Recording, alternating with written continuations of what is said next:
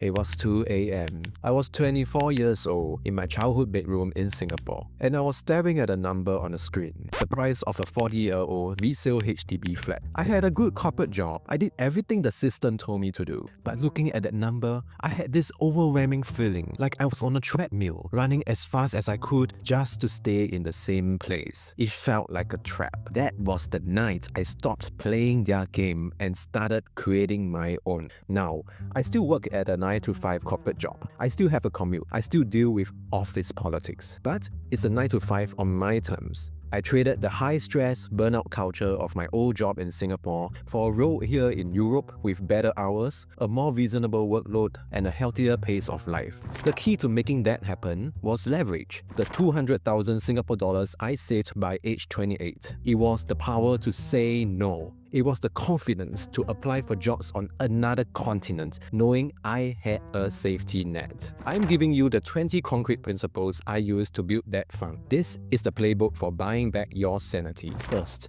the 5 mental reframes that are non-negotiable. Principle 1. Question the default milestones. This just means I stopped blindly accepting the standard life timeline. Instead of rushing to get a BTO flat and a car, I consciously decided to put these goals on hold. They are huge financial commitments that would have tied me down. Delaying them was the single biggest reason I could save so aggressively. Principle 2. Ignore the lifestyle noise. It's easy to get caught up in what others are doing. My colleagues would buy expensive salads for lunch. I brought my own food from home. It wasn't about being antisocial. It was a simple calculation. The $12 which I save each day invested was buying me my future freedom. I learned to focus on my own goals, not other people's spending habits. Principle 3. Listen to your body's data. The feeling of dread on a Sunday night, the constant tiredness, the knot in my stomach when my boss emailed. I realized this wasn't normal. It was data. My body was telling me my work environment was unhealthy. I started treating those physical feelings as urgent signals that I needed to plan for a change. Principle 4. See money as time. This was a game changer for me. I stopped thinking of things in dollars and started pricing them in hours of my life. That $50 dinner wasn't just $50, it was 2 hours of work. That $1,000 phone was a full week of my life energy. When you think like that, it becomes very easy to decide what's actually worth your time. Principle 5. Have a clear endgame. I always know my long-term goal, a financially secure and peaceful retirement in Singapore.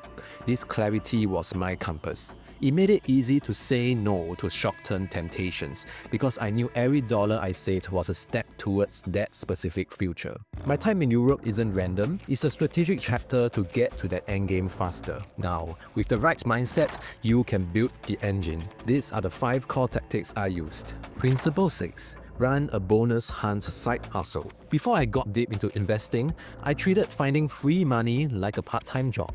I kept a spreadsheet of all the banks and apps offering cash bonuses just for signing up. A few hours of paperwork to get $200 was a great return on my time.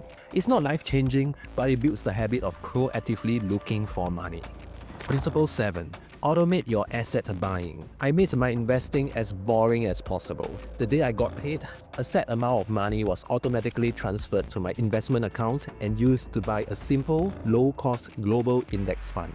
I didn't have to think about it or time the market. My wealth was being built in the background. Principle 8. Master your national pension system. For me, this was Singapore's CPF. Most people just let their contributions happen and don't think about it.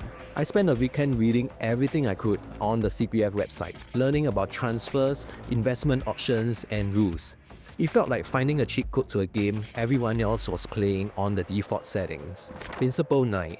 Conduct annual financial audits. Once a year, I will review every single recurring expense, my phone bill, my insurance, my subscriptions. I will check if I could get a better deal. One year, I switched phone plans and saved $30 a month. That's $360 a year every single year that could go straight into my investments. Principle 10. Deconstruct your desires. I learned to ask what I really needed. Society tells you that a car is freedom, but I ask, what's the actual need? To get from point A to point B. For that, public transport was 95% cheaper and did the exact same job. Breaking down the why behind a big purchase helps you avoid buying expensive things you don't actually need. Okay, now we look at how this looks day to day. These 5 choices made saving large sums of money feel almost automatic. Principle 11. Embrace strategic frugality. I was frugal but not cheap. This means I was happy to spend money on things that gave me real value, like good books or solid running shoes that would last.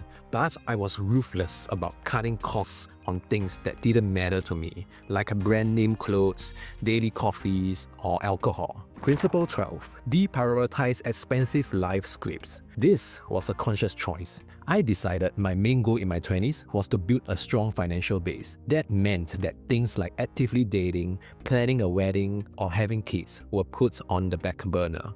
They are wonderful things, yes, but they are also huge commitments of time, energy, and money. I wanted to be financially strong first. Principle 13. Choose a car-free life. This is probably the biggest financial cheat code if you live in an expensive city like Singapore. By choosing not to own a car, I saved over $1,800 a month in payments, insurance, gas, and parking. That money went straight into my investment account. That one decision funded a massive portion of my savings. Principle 14. Use health as a financial tool. I focused on my health. I exercised, ate well, and cut out things like caffeine because I didn't want to rely on it to get through a draining job. This gave me more natural energy, kept my medical bills at zero, and gave me the mental clarity to stay disciplined. Being healthy is a huge financial advantage. Principle 15. Practice JOMO. We all know about FOMO, the fear of missing out. I practiced the opposite, the joy of missing out. When I saw people spending on big nights out, I felt a very quiet joy knowing my money was working for me in my investment account. I was consciously trading short-term fun for long-term freedom. Now, yes, we have reached the end game now. How you use that cash to build a better life. Principle 16. Use your location as an advantage. This simply means using geography in your favor.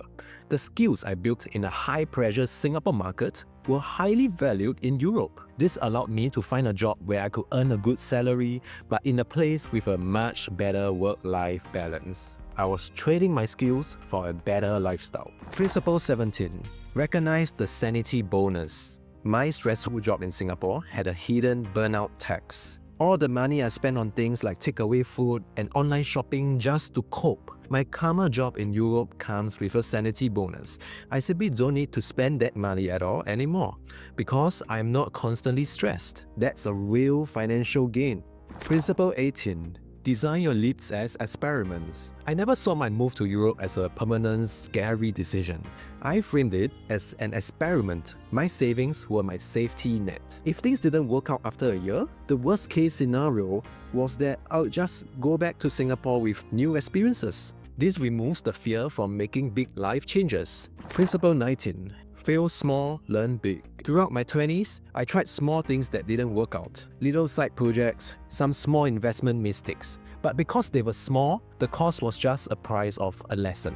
The key is to experiment, but to make sure your potential failures are small and won't wipe you out. Principle 20. Your passport is your ultimate asset. In the end, my skills and savings were just tools. The real asset that made the move possible was my Singapore passport, which gives me access to the world. Building the financial power to actually use that mobility is the ultimate form of leverage in today's world. So that's the blueprint, a system of choices. The lifestyle design made the saving possible, the financial engine made the savings grow, and the mindset was the glue that held it all together. And that $200,000, its true value wasn't the number. It was the power it gave me when I was looking for a new job. Because I had that safety net, I could be patient. I could turn down offers that didn't feel right. I had the power to wait for the right role, the one with the work-life balance I was looking for. That money was my negotiation power. It was the buffer that allowed me to take a calculated risk. It brought me the ability to choose the city, the company, and the culture that was a better fit for me. I hope this playbook shows that you don't have to accept burnout as the default setting. You can be ambitious in your career and also ambitious about your quality of life. An upgrade is possible. I'm just getting started on this channel and I want to create things that are actually useful. Out of these 20 principles, which one do you want a full video on? Or is there another strategy I missed entirely? The comments are open for discussion, debate, whatever you want. If this resonated, consider subscribing. Let's figure out how to build better lives together.